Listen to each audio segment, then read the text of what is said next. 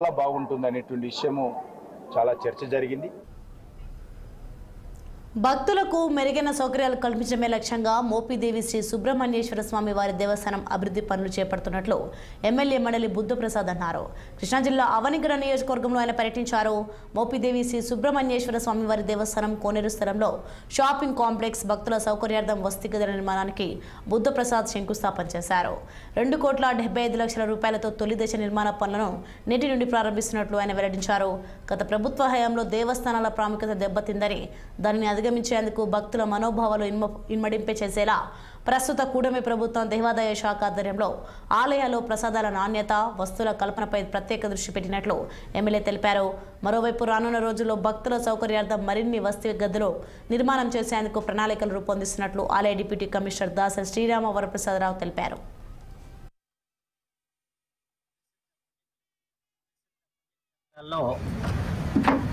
మోతి గ్రామంలో వేంచేస్తున్న శ్రీవల్లి దేవసేన సమేత శ్రీ సుబ్రహ్మణ్యేశ్వర స్వామి దేవాలయం ప్రముఖమైంది.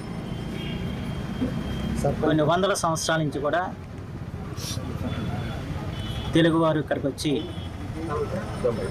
తమ యొక్క మొక్కుబడులను చెల్లించుకుంటూ ఇక్కడ ఈ దేవుని ప్రార్థిస్తే సకల శుభాలు జరుగుతాయని చెప్పి, ప్రత్యేకించి పిల్లలు లేని వాళ్ళు ఇక్కడికి వచ్చి ప్రార్థిస్తే పిల్లలు పుడతారని చెప్పి, అలాగే పిల్లలు పుట్టిన తర్వాత శివపోగులు కానివ్వండి, అన్నప్రాసనలు కానివ్వండి, అక్షరాభ్యాసాలు కానివ్వండి, ఇవన్నీ కూడా ఈ దేవస్థానం చేస్తారు. ఇది అనాదిగా వస్తున్న సాంప్రదాయం, ఇవాళ పెట్టింది కాదు ఇది. కానీ ఇటీవల కాలంలో ఈ దేవాలయ ప్రాశస్త్యం బాగా పెరగటం, వేలాది మంది భక్తులు ఇక్కడికి రావటం, సామాన్య భక్తులే కాకుండా సుప్రసిద్ధమైన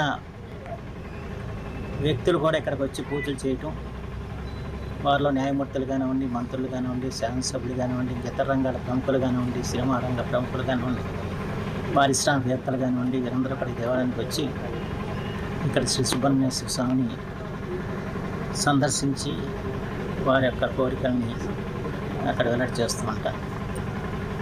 అయితే ఇటీవల కాలంలో ఈ పెరిగిన భక్తుల సంఖ్యను దృష్టిలో పెట్టుకుని ఇక్కడ సౌకర్యాలు కూడా పెంచాల్సిన అవసరం ఏర్పడింది.